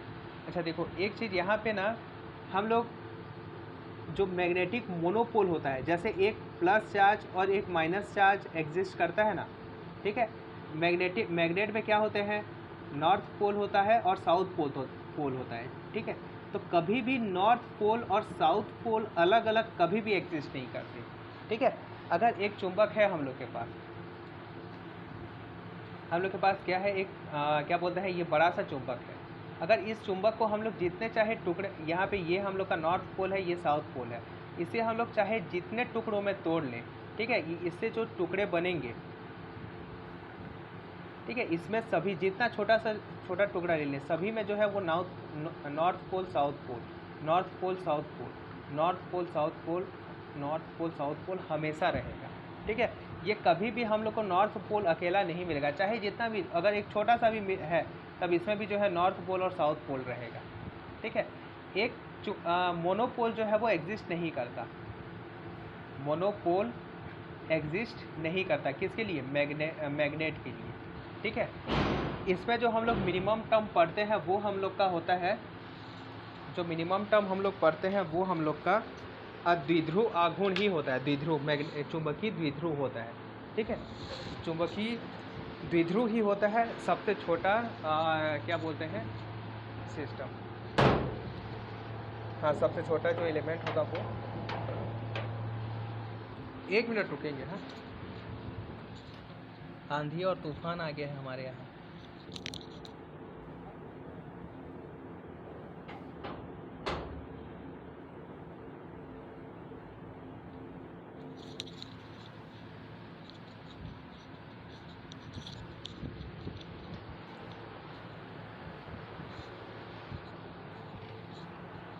मोनोपोल जो है वो एग्जिस्ट नहीं करता। ये बहुत ही इंपॉर्टेंट कॉन्सेप्ट है। इससे रिलेटेड क्वेश्चन भी पूछते हैं कि मैग्नेटिक फील्ड में जो है मोनोपोल एग्जिस्ट नहीं करता, और इसीलिए डाइवर्जेंस ऑफ वेक्टर बी जो है वो हमेशा ज़ीरो होता है। Always divergence of vector B हमेशा और हमेशा जो है वो ज़ीरो होगा। क्यों? क्योंकि इसका मोनोपोल एग्जिस्ट नहीं करता। ठीक है, मोनोपोल एग्जिस्ट नहीं करता यानी इसके बढ़ने का जो है कोई चांस ही नहीं है। मैग्नेटिक फील्ड हमेशा जो है वो क्लोज लूप में रहेगा। ठीक है, मैग्नेटिक फील्ड हमेशा और हमेशा क्लोज लूप में रहेगा। एक अगर चुंबक के लिए भी देखें तो ये नॉर्थ पोल से निकलेगा, साउथ पोल में जो है वो ख़त्म हो जाएगा। नॉर्थ पोल से निकलेगा, साउथ पोल में ख़त्म हो जाएगा। ये हमेशा बंद वक्र होगा। ठीक है, ये कभी भी जो है, जैसे वहाँ पे प्लस चार्ज के लिए निकलता था, मतलब यहाँ से निकलता था अनंत में चले जाता था। ठीक है, यहाँ पे ये अनंत वाला केस नहीं है। अनंत से भी ऐसे घूम के ना फिर से यहीं आ जाएगा साउथ पोल में। तो ये जो मैग्नेटिक फील्ड होता है ऐसा इसीलिए होता है क्योंकि मोनोपोल एग्जिस्ट नहीं करता। ठीक है, इसीलिए जो है ये घटना हम लोग को देखने को मिलता है। ये एक इम्पॉर्टेंट कॉन्सेप्ट था। अब यहाँ पे जो मिनिमम टर्म होता है वो होता है मैग्नेटिक डाइपोल। अब मैग्नेटिक डाइपोल भी क्या होता है? मैग्नेटिक डाइपोल 2 तरह का होता है। ठीक है, यहाँ पे जो मैग्नेटिक हम लोग का डाइपोल होगा वो 2 तरह का होगा। एक क्या होगा? या तो धारावाही लूप होगा। ठीक है, अगर एक क्या बोलते हैं आयताकार लूप है हम लोग के पास, इसमें जो है आई करंट फ्लो हो रहा है, तब ये भी है, ये जो है एक द्विध्रुव की भांति व्यवहार करेगा, यानी एक चुंबक की भांति व्यवहार करेगा। ठीक है, यहाँ पे 2 चीज़ें होंगी, आगे देखेंगे। एक वृत्ताकार लूप हो सकता है या एक क्या हो सकता है? आयताकार लूप हो सकता है। ठीक है, तो द्विध्रुव आघूर्ण क्या होता है देखिए।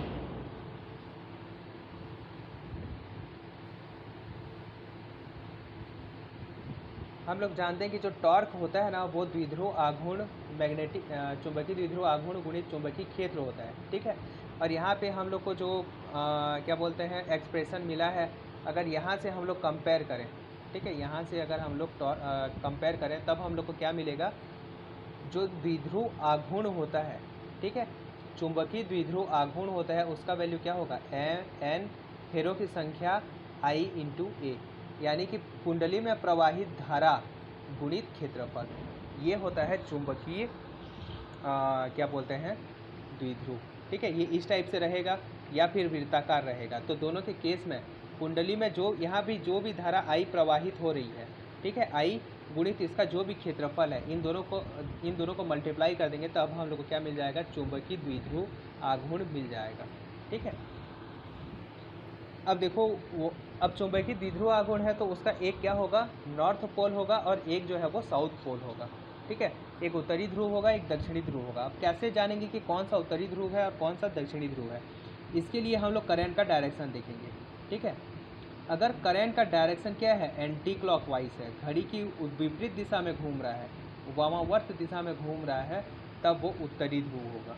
ठीक है, तब हम लोग जो देख रहे हैं, जिस साइड को देख रहे हैं, ठीक है, हम लोग के सामने जो साइड है वो क्या बोलते हैं? उत्तरी ध्रुव होगा। ठीक है, और अगर इसकी जो दिशा है वो क्या है? क्लॉकवाइज है।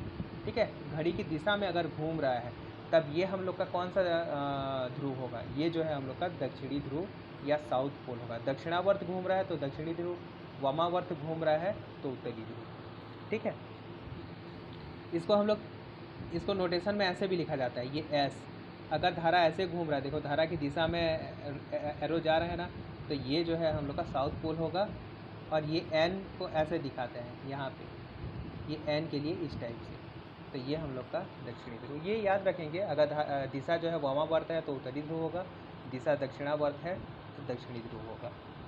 ठीक है, इन सब चीज़ों से ना रिलेटेड क्वेश्चन पूछे जाते हैं मैग्नेटोस्टैटिक में। उसके बाद कोणीय संवेग क्या होता है? कोणीय संवेग जो है वो हम लोग का vector R cross linear momentum. ठीक है, रेखीय संवेग का अगर वेक्टर आर के साथ क्रॉस प्रोडक्ट ले लेंगे तो हम लोग को जो है कोणीय संवेग मिल जाएगा, ठीक है।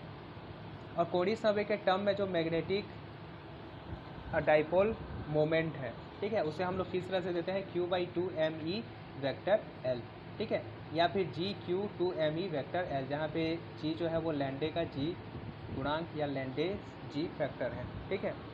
ये फॉर्मूला होता है, ठीक है। इसे बोर मैग्नेट्रॉन बोलते हैं। बोर मैग्नेट्रॉन के टर्म में भी इसे लिख सकते हैं। बोर मैग्नेट्रॉन के टर्म में ये क्या होता है, μB/L होता है, ठीक है, जहाँ L जो है वो क्वांटम नंबर है।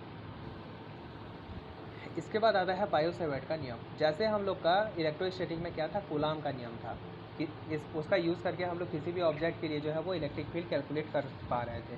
ऐसे ही इसमें होता है बायो-सेवर्ट का नियम। और बायो-सेवर्ट का नियम क्या बोलता है कि जो धारा I है, ठीक है, धारा I के किसी चालक के लिए चुंबकीय क्षेत्र वेक्टर B जो होता है, ये किन किन चीज़ों के समानुपाती होगा, ये जो है धारा I के समानुपाती होता है, ठीक है।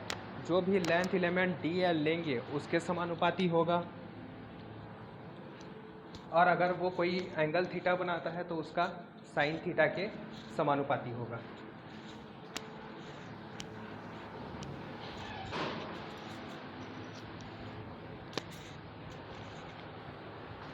और R स्क्वायर के व्युत्क्रमानुपाती होता है, ठीक है। ये क्या होगा, I के समानुपाती होगा, DL के समानुपाती होगा, साइन थीटा के समानुपाती होगा, और R स्क्वायर के व्युत्क्रमानुपाती होगा, ठीक है। ये हम लोग का मान लेते हैं कोई वायर है, ठीक है। इस छोटे से DL एलिमेंट के लिए हम लोग को मैग्नेटिक फील्ड निकालना है किसी बिंदु P पर। तब वो मैग्नेटिक फील्ड कैसे निकालेंगे, बायो-सेवर्ट के नियम का यूज़ करके निकालेंगे। जो लॉरेंज है वो फोर्स देता है, ठीक है, और जो बायो-सेवर्ट का नियम है वो क्या देता है हम लोग को, मैग्नेटिक फील्ड देता है, ठीक है। चुंबकीय क्षेत्र निकालते हैं हम लोग इसका यूज़ करके। तो जो चुंबकीय क्षेत्र का जो फॉर्मूला है वो ये हो जाएगा, ठीक है, IDL sin theta by R square, ठीक है। यहाँ पे K का जो वैल्यू होता है वो μ04 पाई होता है, तो DB का वैल्यू क्या आ जाएगा, μ04 पाई IDL sin theta R square, जहाँ पे μ0 को हम लोग क्या बोलते हैं, परमिएबिलिटी, चुंबकनशीलता बोलते हैं। इसका जो वैल्यू होता है 4 पाई इंटू 10⁻⁷ न्यूटन एम्पियर है ये, ठीक है, एम्पियर का स्क्वायर।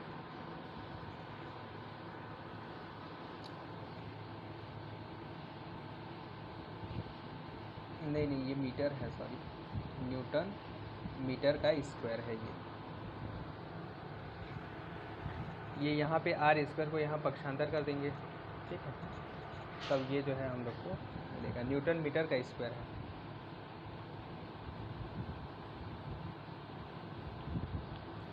इसके बाद देखते हैं धारावाही चालक तार के कारण विद्युत गति। ये फार्मूला आप लोग याद रखेंगे, ठीक है। इसके एप्लीकेशन में ये जो कुछ फार्मूला मैं आप लोग को बताऊंगा, ठीक है, ये फार्मूला आप लोग याद रखेंगे।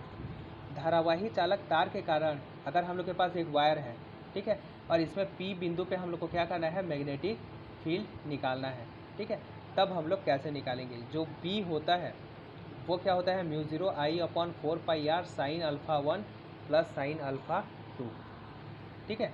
ये हम लोग का अल्फ़ा 1 है, ये हम लोग का अल्फ़ा 2 है। मान लेते हैं ये एंगल, ये जो है L लंबाई का तार है, ठीक है। तो इसका ये छोर P से जो एंगल बनाएगा उसे हम लोग बोलेंगे अल्फ़ा 1, और ये वाला छोर P से जो एंगल बनाएगा इसे हम लोग बोलेंगे अल्फ़ा 2। और इन दोनों एंगल पे जो है डिपेंड करता है मैग्नेटिक फील्ड। तो magnetic field B equal to क्या आ जाएगा, μ0 I/4 pi R sine alpha 1 plus sine alpha 2 होता है, ठीक है। अगर ये अनंत लंबाई का है, जो कि मोस्ट ऑफ द केस होगा, ठीक है, अनंत लंबाई का होगा, और अनंत लंबाई के केस में आप लोग याद रखेंगे अल्फ़ा 1 अल्फ़ा 2 दोनों जो है वो 90 हो जाएगा, ठीक है, क्योंकि ये जैसे जैसे लंबा होते जाएगा ये कोण जो है वो बढ़ते जाएगा। ये अनंत हो जाएगा तो ये कोण जो है वो परपेंडिकुलर हो जाएगा, ये अनंत हो जाएगा तो ये कोण परपेंडिकुलर हो जाएगा, ठीक है। और हम लोग को क्या मिलेगा, vector B equal to μ0 I/2 pi R जो है मिलेगा, ठीक है, मैग्नेटिक फील्ड। ये फॉर्मूला आप लोग याद रखेंगे। अनंत लंबाई के चालक तार के कारण जो मैग्नेटिक फील्ड होता है वो ये होता है, ठीक है, μ0 I/2 पाई R, ये एक इम्पॉर्टेंट फार्मूला है।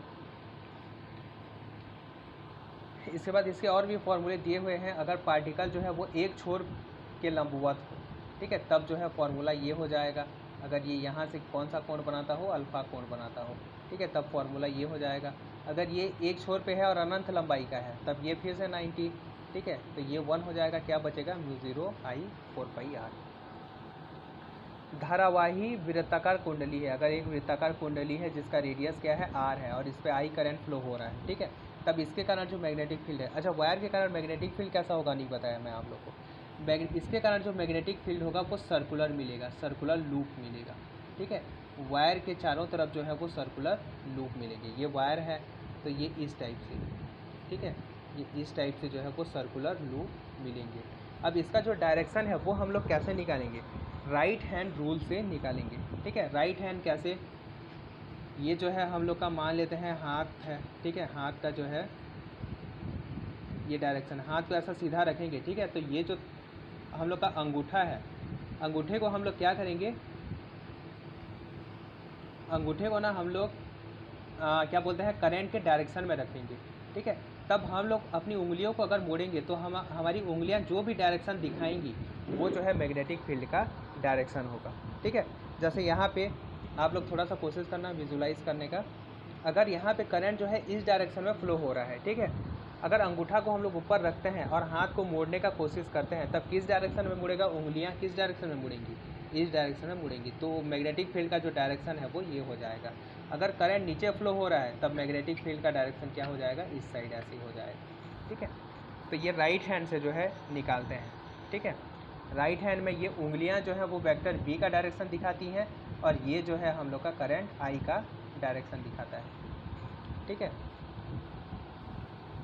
अब धारावाही वृत्ताकार कुंडली के कारण, धारावाही वृत्ताकार कुंडली के कारण जो मैग्नेटिक फील्ड है वो होता है म्यू 0 आई 2 आर, ठीक है। इसके फॉर्मूले एकदम छोटे छोटे हैं, याद करने में भी आसान है, ठीक है। ये फॉर्मूला आप लोग याद रखेंगे, B इक्वल टू होता है म्यू 0 आई 2 आर। यदि फेरों की संख्या n है तब क्या हो जाएगा, mu 0 n I by 2 R आ जाएगा, ठीक है। ये किसके कारण है, वृत्ताकार कुंडली के कारण केंद्र पर जो है वो मैग्नेटिक फील्ड, ठीक है। ये जो वृत्ताकार कुंडली होता है इसके कारण मैग्नेटिक फील्ड किस टाइप से होता है हम लोग का, जैसे ये हम लोग का मान लेते हैं वृत्ताकार कुंडली है, यहाँ बना दें, अगर ये हम लोग का एक वृत्ताकार कुंडली है, ठीक है, तब इस पर क्या बोलते हैं जो मैग्नेटिक फील्ड का जो डायरेक्शन होगा फिर से हम लोग राइट हैंड रूल का यूज़ करके निकालेंगे। अब की केस में कैसे निकालेंगे, हम लोग अपनी उंगलियों को मोड़ेंगे किस डायरेक्शन में, मैग्नेटिक फील्ड के डायरेक्शन में, ठीक है। यहाँ पे जो है मैग्नेटिक फील्ड इस डायरेक्शन में है, ये घूम रहा है, सॉरी करंट, ठीक है, करंट जो है करंट के डायरेक्शन में हम लोग क्या कर रहे हैं, अपने उंगलियों को अगर मोड़ेंगे तब हम लोग का राइट हैंड का जो अंगूठा है जो डायरेक्शन दिखाएगा, ठीक है, ऐसे हम लोग अपनी उंगलियों को ऐसे मोड़ेंगे, ठीक है, इस टाइप से, तो जो हम लोग का अंगूठा जिस डायरेक्शन में आएगा, ठीक है, वो हम लोग का क्या होगा, मैग्नेटिक फील्ड का डायरेक्शन होगा, ठीक है। यहाँ पे देखो, अगर हम लोग का करंट का डायरेक्शन ये है, ठीक है, ये जो है इस टाइप से करंट फ्लो हो रहा है, तब हम लोग का मैग्नेटिक फील्ड का जो डायरेक्शन है वो क्या आ जाएगा, इस साइड आ जाएगा। अगर करंट हम लोग का इस साइड फ्लो हो रहा है तब मैग्नेटिक फील्ड का डायरेक्शन क्या आ जाएगा, ये आ जाएगा, सॉरी अगर ये सेम हो गया, ठीक है, ये अगर करंट जो है हम लोग का इस साइड फ्लो हो रहा है तब ये जो डायरेक्शन है ये आ जाएगा, ठीक है। इसमें डायरेक्शन निकालना ना बहुत इंपॉर्टेंट है, आगे क्वेश्चन प्रैक्टिस करेंगे तब आप लोग को समझ में आएगा, ठीक है। क्वेश्चन प्रैक्टिस कल, इसे एक बार आप लोग रिवाइज कर दीजिए, कल छुट्टी रहेगा, परसों जो है क्वेश्चन प्रैक्टिस करेंगे, ठीक है। धारावाही वृत्ताकार कुंडली के अक्ष पर किसी बिंदु P पर, ठीक है, हम लोग के पास क्या है, एक धारावाही कुंडली है और इसके अक्ष के किसी बिंदु P पर हम लोग को क्या करना है, मैग्नेटिक फील्ड निकालना है। तो ये जो B है ये क्या आ जाएगा, mu 0 by 4 pi 2 pi n I R square plus x square, ये लंबा चौड़ा सा फॉर्मूला है, ठीक है, इसे देख लीजिएगा। उसके बाद आता है परिनालिका। परिनालिका क्या होता है, यहाँ पे जो है कोई मटेरियल होता है, इस मटेरियल पे हम लोग क्या करते हैं, वायर को जो है वो लपेट देते हैं, ठीक है, तो इस अरेंजमेंट को हम लोग बोलते हैं परिनालिका, ठीक है। तो परिनालिका के अंदर जो चुंबकीय क्षेत्र होता है वो एक समान होता है, यूनिफॉर्म होता है, ठीक है। जो मैग्नेटिक फील्ड होता है वो क्या होगा, यूनिफॉर्म होगा, ठीक है। और मैग्नेटिक फील्ड का मैग्नीट्यूड क्या होगा, म्यू 0 n आई, ठीक है, म्यू 0 n फेरों की संख्या, अच्छा n क्या है, इकाई एकांक लंबाई में फेरों की संख्या है, ठीक है, इकाई लंबाई के में फेरों की संख्या यानी कुल फेरों की संख्या अगर n है और लंबाई l है तो n बाई l, ठीक है। यहाँ पे जो स्मॉल n है वो क्या है, इकाई एकांक लंबाई में फेरों की संख्या यानी कि n/l है। ठीक है, ये याद रखेंगे। Vector b equal to mu 0 n i। ठीक है, यहाँ पे ये जो होगा z कैप डायरेक्शन में होगा। ठीक है, यहाँ पे भी वही हम लोग राइट हैंड रूल का यूज़ करेंगे, जहाँ पे करंट जिस डायरेक्शन में है उसके डायरेक्शन में हम लोग अपने हाथ को जो है वो घुमाएंगे। ठीक है, उंगलियों को घुमाएंगे, तब जो अंगूठे का डायरेक्शन होगा वो हम लोग का किसका डायरेक्शन होगा, मैग्नेटिक फील्ड का डायरेक्शन होगा। ये जनरली जो है वो जेड कैप डायरेक्शन में होगा। ठीक है, अगर क्योंकि ये जो है हम लोग सिलेंडर है तो इसको सिलेंड्रिकल कोऑर्डिनेट सिस्टम में लेते हैं, आर, थीटा और जेड। ठीक है, तो आर का थीटा का वैल्यू दिया रहेगा, ये मोस्ट ऑफ द केस जो है वो जेड डायरेक्शन में होता है। ठीक है, जेड कैप डायरेक्शन में। अगर परिमित लंबाई का हो तब उसका फॉर्मूला ये होगा। ठीक है, कॉस अल्फ़ा 1 कॉस अल्फ़ा 2, जहाँ पे अल्फ़ा 1 अल्फ़ा 2 क्या है, ये जो छोर है वो इस पॉइंट से कौन सा एंगल बनाएगा, अल्फ़ा 1 ये वाला जो ये यहीं से, ठीक है, इसी साइड से एंगल अल्फ़ा 2 ये होता है। ठीक है, अनंत लंबाई के लिए ये आ जाएगा म्यू 0 ni/2। ठीक है, अगर एक छोर पे स्थित है तब, अगर सेंटर पे स्थित है तब तो यही होगा ये वाला फॉर्मूला। ठीक है, लेकिन अगर वो क्या है एक छोर पे स्थित है तो म्यू 0 ni/2 हो जाएगा। टोरॉइड, टोरॉइड क्या होता है, देखो टोरॉइड जो है ये इस टाइप का हम लोग का एक सर्कुलर, ये यहाँ पे जो हम लोग लॉन्ग सिलेंडर लिए थे, अब क्या लेंगे, एक सर्कुलर सिलेंडर लेंगे। अब इस सिलेंडर में जो है वो पूरी तरह से वायर को जो है वो लपेट देंगे, तब इसे हम लोग बोलते हैं टोरॉइड बोलते हैं। ठीक है, अब मान लेते हैं कि इसकी जो त्रिज्या है वो क्या है, आर है, तो इस केस में जो मैग्नेटिक फील्ड है इसके इनसाइड, ठीक है, इसके इनसाइड जो मैग्नेटिक फील्ड वेक्टर बी है वो क्या हो जाएगा, म्यू 0 ni/2πr आ जाएगा। ठीक है, इसके आउटसाइड क्या होगा, इस रीजन में क्या होगा ये आगे देखेंगे, इस रीजन में भी 0 होगा, इस रीजन में भी 0 होगा, बस इसके इनसाइड में। ठीक है, जो वहाँ पे हम लोग का मैग्नेटिक फील्ड रहता है। ठीक है, आगे देखेंगे ये। अब देखो, दो समांतर धारावाही चालक तार हैं, तब ये एक दूसरे पर कितना बल लगाएंगे। ये मान लेते हैं हम लोग के पास एक चालक तार है, इसमें I1 करंट फ्लो हो रहा है। ठीक है, ये चालक तार है, इसमें जो है I2 करंट फ्लो हो रहा है, तब ये जो है एक दूसरे पर कितना बल लगाएंगे। ये जो बल है F equal to mu 0 4π.2I1I2L/r से दिया जाता है। ठीक है, ये इसका फॉर्मूला है। अगर इस पर करंट I1 है, इस पर करंट I2 है और ये दोनों के बीच की दूरी r है, ठीक है, तब इस पर लगने वाला जो बल होगा वो क्या होगा, म्यू 0, और ये इसका लंबाई क्या है, l है, तब म्यू 0 4π/2I1I2L/r होगा। ठीक है, अगर प्रति एकांक लंबाई में बल, जो कि मोस्ट ऑफ द केस पूछेगा, ये बल आपको नहीं पूछेगा, आपको पूछेगा प्रति एकांक लंबाई में बल कितना होगा। तो प्रति एकांक लंबाई में जो बल F होगा वो होगा म्यू 0/4π2I1I2/r। ठीक है, ये फॉर्मूला आप लोग याद रखेंगे। F इक्वल टू क्या आ जाएगा, 2 म्यू 0 4π2I1I2/r, या फिर इसको ये अगर 2 को हम लोग कैंसिल कर दें तो ये 2π आ जाएगा I1I2/r, जहाँ पे r क्या है, दोनों के बीच की दूरी होगा। और इसमें क्या बोलते हैं, जो फोर्स का जो नेचर है वो अट्रैक्टिव होगा या क्या बोलते हैं प्रतिकर्षण वाला होगा, रिपल्सिव होगा। ये हम लोग कैसे देखेंगे, धारा की दिशा से। अगर दोनों चालक तार में धारा की दिशा क्या है, समान है, तब बल जो है वो आकर्षण बल लगेगा। ठीक है, ये क्वेश्चन पूछता है। देखो, जनरली जब हम लोग इलेक्ट्रोस्टैटिक में पढ़ते थे तब पॉजिटिव चार्ज और पॉजिटिव चार्ज है तो दोनों के बीच में रिपल्सन होता था, लेकिन इस केस में ऐसा नहीं होगा। अगर धारा की दिशा दोनों में समान है तब दोनों में अट्रैक्शन होगा। ठीक है, अगर धारा की दिशा दोनों में समान है तो दोनों में जो है वो अट्रैक्शन होगा। अगर धारा की दिशा दोनों में अपोजिट है तो दोनों में जो है वो रिपल्सन होगा। ठीक है, ये चीज़ याद रखेंगे, ये इम्पोर्टेंट है।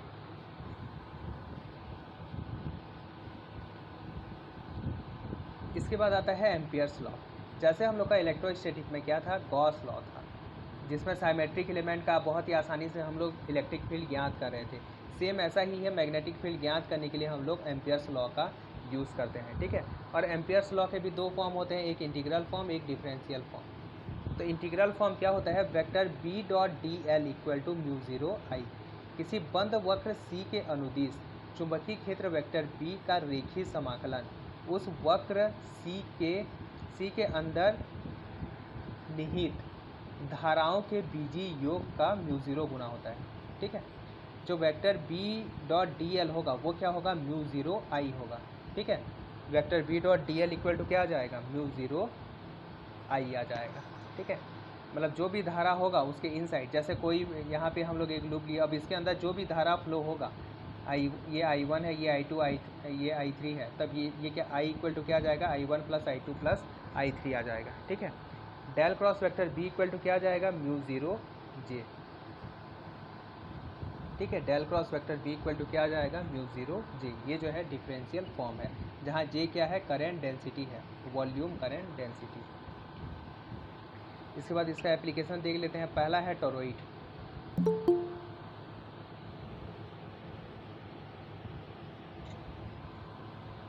ठीक है, टोरॉइड के लिए जो टोरॉइड ये है, इसके लिए मैग्नेटिक फील्ड हम लोग जानते हैं, ये होता है mu zero N I 2 pi R, अगर इसके बीच में। ठीक है, अगर इसके अंदर या इसके बाहर निकालना हो। ठीक है, अब देखो ये इसका आंतरिक पृष्ठ, ये वाले पृष्ठ में मैग्नेटिक फील्ड कितना होगा, ये। ठीक है, इसके बाहर वाले पृष्ठ में मैग्नेटिक फील्ड कितना होगा, यहाँ पे R2 आ जाएगा। ठीक है, इसका आंतरिक त्रिज्या R1 है और इसका बाह्य त्रिज्या क्या है, R2 है, तब यहाँ पे ये R1 आ जाएगा, ये R2 आ जाएगा। अगर R1 के अंदर देखें या इस रीजन में देखें, ठीक है, या बाहर के रीजन में देखें, तो मैग्नेटिक फील्ड क्या हो जाएगा, ज़ीरो हो जाएगा टोरॉइड के लिए। ठीक है, for infinite current carrying seat, अगर हम लोग के पास एक इनफाइनाइट करेंट कैरिंग सीट है, ठीक है, इसमें जो है वो करंट फ्लो हो रहा है। ठीक है, तब क्या होगा, इसके कारण जो मैग्नेटिक फील्ड है वो क्या आ जाएगा, म्यू ज़ीरो के बाई 2 आ जाएगा। ठीक है, जैसे वहाँ पे क्या आता था, सिग्मा बाई 2 एप्सिलॉन 0 आता था, सेम यहाँ पे म्यू ज़ीरो के जो है वो सरफेस करंट डेंसिटी बटे 2 आ जाएगा। लंबे बेलनाकार तार के कारण चुंबकीय क्षेत्र। ठीक है, अगर हम लोग के पास एक लंबा बेलनाकार तार है, तो इसके कारण जो चुंबकीय क्षेत्र है वो हम लोग कैसे निकालेंगे, वेक्टर बी का जो वैल्यू है वो आ जाएगा 2 म्यू ज़ीरो आई। अगर बाहर कोई बिंदु है तब mu zero I 2 pi R2 आ जाएगा। ठीक है, बाहर किसी बिंदु R2 के लिए ये जो है mu zero I 2 pi R2 आ जाएगा फाई कैप डायरेक्शन में। ठीक है, जबकि बाह्य पृष्ठ R पर, ठीक है, इसका जो त्रिज्या है कैपिटल R है, तो इस R पर जो है मैग्नेटिक फील्ड क्या आ जाएगा, ये तो mu zero I 2 pi R आ जाएगा, जो कि एक लाइन एक वायर के लिए होता है। इसके इनसाइड जो होगा वो magnetic field proportional to R होगा। ठीक है, अगर इसके इनसाइड कोई पॉइंट लेते हैं R1 त्रिज्या का कोई पॉइंट लेते हैं, तब इसके कारण जो मैग्नेटिक फील्ड है वो क्या आ जाएगा, बी इक्वल टू ये आ जाएगा म्यू ज़ीरो आई 2 पाई और ये R2। ठीक है, ये जो है R1 है, ये R1 के जो है ये समानुपाती हो जाएगा। ठीक है, अब केंद्र पर वेक्टर B इक्वल टू क्या आ जाएगा, 0 आ जाएगा। अगर कोई खोखला तार है, ठीक है, खोखला बेलन है, तब इस केस में क्या हो जाएगा, वेक्टर B इक्वल टू 0 हो जाएगा। ठीक है, इसके लिए ग्राफ देखें तो इसी टाइप से मिलेगा। यहाँ पे जो है ये R के समानुपाती होगा इसके रेडियस तक, और उसके बाद जो है ये घटना शुरू हो जाएगा। यहाँ पे जो है प्रोपोर्शनल टू R है और यहाँ पे प्रोपोर्शनल टू 1/R है। चुंबकीय द्विध्रुव के कारण चुंबकीय क्षेत्र। चुंबकीय द्विध्रुव हम लोग जानते हैं दो तरह का होता है। एक कौन सा, एक जो है हम लोग का लूप होगा, मतलब आयताकार लूप होगा, और एक क्या हो सकता है, धारावाही लूप हो सकता है। तो इसके कारण आयताकार लूप के कारण जो है ये आ जाएगा हम लोग का। ठीक है, म्यू ज़ीरो 4 पाई 2m x स्क्वायर। ये जो है अक्षीय स्थिति में। निरक्षीय स्थिति में क्या आ जाएगा, निरक्षीय स्थिति, अक्षीय स्थिति मतलब इसके अक्ष में। ठीक है, क्या बोलते हैं, अक्ष के किसी बिंदु पे। और निरक्षीय स्थिति में मतलब इसके क्या बोलते हैं, परपेंडिकुलर बाहर की तरफ। इसका सदिश रूप जो है ये आ जाएगा म्यू ज़ीरो m 2 पाई R cube 2 cos theta R cap plus sine theta theta cap. ठीक है, ये इसका कोऑर्डिनेट फ्री फॉर्म बोलते हैं। इसके लिए पोटेंशियल एनर्जी क्या आ जाएगा, vector m dot vector b, जो उसका मैग्नेटिक मोमेंट है, द्विध्रुव आघूर्ण है। ठीक है, द्विध्रुव आघूर्ण का मैग्नेटिक फील्ड के साथ dot product minus mb cos theta, ये क्या हो जाएगा, उसका पोटेंशियल एनर्जी हो जाएगा।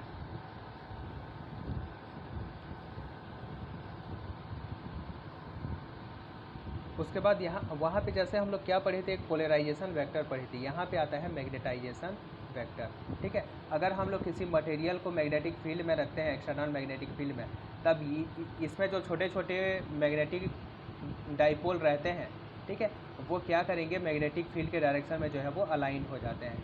ठीक है, और इसके कारण जैसे वहाँ पे हम लोग को वेक्टर P मिला था, यहाँ पे ऐसे ही वेक्टर M मिलता है, इसको बोलते हैं मैग्नेटाइजेशन वेक्टर। ठीक है, और ये मैग्नेटाइजेशन वेक्टर क्या होता है, जो छोटे छोटे द्विध्रुव बनेंगे, देखो हम लोग का एटॉम में क्या होता है, इलेक्ट्रॉन जो है वो मोशन करते रहता है सर्कुलर लूप में, और सर्कुलर लूप क्या किस तरह व्यवहार करता है, एक द्विध्रुव की तरह बिहेव करता है। तो इसका एक पार्टिकुलर डायरेक्शन होगा, और जब इसको मैग्नेटिक फील्ड में रखेंगे तो ये मैग्नेटिक फील्ड के डायरेक्शन में अलाइन हो जाता है। ठीक है, तो एक छोटा सा जो है Mi यहाँ पे जो है वो द्विध्रुव आघूर्ण बनेगा मैग्नेटिक फील्ड के डायरेक्शन में। जो एकांक आयतन में जितने भी मैग्नेटिक डाइपोल बनेंगे, ठीक है, उसी को हम लोग क्या बोलेंगे, मैग्नेटाइजेशन वेक्टर। आप लोग को याद होगा इलेक्ट्रिक फील्ड में हम लोग वेक्टर P ध्रुवण वेक्टर बोलते थे। ये क्या होता था, कितना एक छोटा सा जो क्या बोलते हैं वेक्टर बनेगा, एकांक आयतन में इनकी जो संख्या होगी, ठीक है, उसी को हम लोग क्या बोलते थे, इसका जो मैग्नीट्यूड होगा वो क्या होगा, ध्रुवण वेक्टर होगा। तो ऐसे ही यहाँ पे वेक्टर M जो है वो क्या होगा, एकांक आयतन में द्विध्रुव, जो चुंबकीय द्विध्रुव होंगे, ठीक है, ये क्या होगा, हम लोग का मैग्नेटाइजेशन वेक्टर होगा। किसी चालक तार में दो प्रकार की धाराएं जो है वो अगर हम लोग के पास एक चालक तार है, ठीक है, अच्छा रुको, क्या बोलते हैं, ये वाला टॉपिक पढ़ेंगे, 10 मिनट का ब्रेक, 15 मिनट का ब्रेक लेते हैं, ठीक है, उसके बाद ये वाला टॉपिक पढ़ेंगे।